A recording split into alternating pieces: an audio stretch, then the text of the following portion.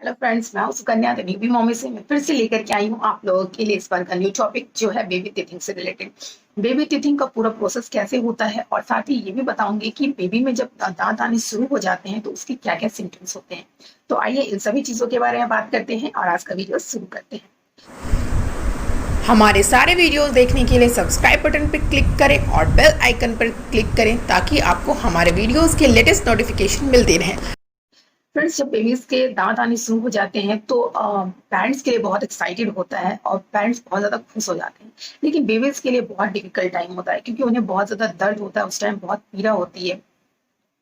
तो जब बेबीज के पहले दांत आते हैं तो उसे हम लोग मिल्क टीथ बोलते हैं या फिर बेबी टीथ या फिर उसे दूध का दांत भी कहा जाता है। तो ये जो भी दांत होते हैं वो परमानेंट नहीं होते हैं, वो कुछ दिन के बाद टूट जाते हैं। बेबीज में तो टोटल मिल्क टीथ होते हैं वो 20 होते हैं। और ये जो है मिल्क टीथ होने का जो प्रोसेस है वो 6 मंथ से लेके 1 ईयर तक चलता है। और ये 1 ईयर तक या 6 मंथ से 1 ईयर तक कभी भी बच्चे को हो सकते हैं। और 3 से 4 साल तक में बच्चे को लगभग सारे दांत आ जाते हैं।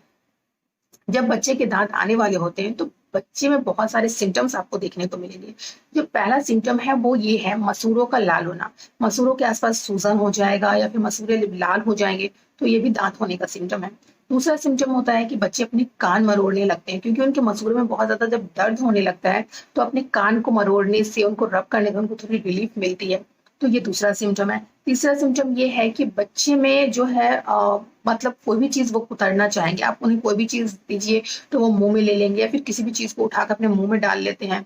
तो किसी भी चीज को चबाना चाहते हैं, तो ये तीसरा सिम्टम हो जाता है दांत होने का। फोर्थ सिम्टम आपको देखने को मिलेगा कि बच्चे में फीवर, वॉमिट या दस्त की अगर कोई प्रॉब्लम आ रही है तो भी दांत होने का चांस होता है। क्योंकि क्या होता है कि बच्चे कुछ भी अपने मुंह में लेते हैं जिसके कारण क्या होता है कि उनके अंदर इन्फेक्शन हो सकते हैं और इन्फेक्शन होने से भी उन्हें फीवर या फिर वॉमिट की प्रॉब्लम हो सकती है। जो फिफ्थ सिम्टम आपको देखने को मिलेगा वो ये है कि बच्चे का खाना में इंटरेस्ट कम हो जाता है, वो खाना नहीं चाहते हैं, फीड करना नहीं चाहते हैं। सिक्स्थ सिम्टम आप ये देख सकते हैं कि बच्चे को सोने में परेशानी होती है, वो नींद अच्छे से नहीं ले पाते हैं, बहुत अनकंफर्टेबल हो जाते हैं। सेवंथ सिम्टम ये है कि बच्चे का थोड़ा वेट लॉस होना भी शुरू हो जाता है। तो ये सारे सिम्टम्स हैं जो जब बेबी का टीथ होता है तब आपको देखने को मिलेंगे। बेबी का जो टीथिंग का पूरा प्रोसेस होता है वो 3 से 4 साल तक में बेबी के सभी दांत आ जाते हैं। लेकिन बेबी के जो एक दांत जब निकलते हैं, कभी कभी किसी किसी बेबीज को 2 दांत भी साथ में निकल जाते हैं।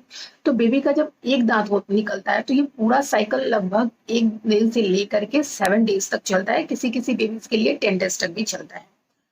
तो एक से लगभग, एक जनरल अगर बात करूं तो 1 से लेकर के 7 दिन एक दांत को निकलने में लग जाते हैं। अब बात करते हैं कि बच्चे के दांत का जो पूरा प्रोसेस होता है वो कैसे होता है। तो इसके लिए जो है एक चार्ट आपको यहाँ पे देखने को मिलेगा। उस चार्ट को देखकर आप आराम से पता कर सकते हैं कि बेबी के दांत कैसे आते हैं। तो चार्ट में आपको जो है ऊपर के 2 टीथ दिखेंगे, तो उसी से हम लोग सेंट्रल इंसीजर कहते हैं। कभी कभी बच्चे को क्या होता है कि जो दांत आते हैं वो ऊपर पहले आ जाते हैं, किसी किसी बच्चे को नीचे भी आ सकते हैं। तो ऊपर वाले टीथ जो है उसको हम लोग सेंट्रल इंसीजर बोलते हैं और वो लगभग 8 से 12 महीने में आ जाते हैं। उसके बाद जो आता है सेंट्रल इंसीजर के बाद वाला जो सेकंड टीथ होता है जिसको हम लोग लैटरल इंसीजर बोलते हैं, और वो 9 से 13 महीने के बीच आ जाता है। उसके बाद जब होता है जो तीसरा टीथ है, थर्ड टीथ है, जिसको हम लोग कैनाइन बोलते हैं, वो 16 से 22 महीने में बच्चों में आ जाता है। और उसके बाद जो पीछे वाले दांत होते हैं जिसको हम लोग फर्स्ट मोलर कहते हैं, सबसे पीछे वाले नहीं, सबसे पीछे के जो आगे एक दांत होता है वो, जिसको हम लोग फर्स्ट मोलर बोलते हैं, वो 13 से 19 महीने के बीच में आ जाता है। और जो सबसे लास्ट, सबसे पीछे के जो दांत होते हैं जिसको हम लोग सेकेंड मोलर बोलते हैं, वो 25 से लगभग 33 महीने में आ जाता है। अब बात करते हैं नीचे के दांत के बारे में। तो नीचे का जो दांत होता है उसमें जो सेंट्रल इंसीजर होता है वो लगभग 6 से 10 महीने में आ जाता है। उसके बाद होता है लैटरल इंसीजर, वो 10 से 16 महीने में आ जाता है। उसके बाद आपका आता है कैनाइन जो 17 से 23 महीने के बीच में बच्चों को आता है। उसके बाद होता है फर्स्ट मोलर जो 14 से 18 महीने में आता है। और उसके बाद होता है सेकेंड मोलर जो 21 से 31 महीने के बीच में बच्चों में आ जाता है। तो एक पूरा टीथिंग का प्रोसेस चलता है बच्चों में। दांत का जो ये टीथिंग का पूरा प्रोसेस है, जरूरी नहीं है कि बच्चे अभी मैंने ऊपर के दांत के बारे में बताया, तो जरूरी नहीं है कि आपके बच्चे को सबसे पहले ऊपर के दांत आए, हो सकता है कि आपके बच्चे के नीचे के दांत पहले आए फिर ऊपर के दांत आए। तो ये सारा प्रोसेस टीथिंग का जो है पूरा प्रोसेस चलता है। किसी किसी बच्चे में जो है दांत पहले आ जाते हैं, किसी किसी बच्चे में लेट से आते हैं। तो ये जो मैंने अभी चार्ट आपको बताया और जो भी चीजें मैं अभी बता रही हूँ, तो मैं जनरल जो एक नॉर्मल बच्चे का जो एक टीथिंग प्रोसेस होता है वो बता रही हूँ। जरूरी नहीं है कि आपके बच्चे का भी टीथिंग प्रोसेस इसी तरीके से स्टार्ट हो सकता है कि आपके बच्चे का थोड़ा पहले हो गया हो या लेट हो गया।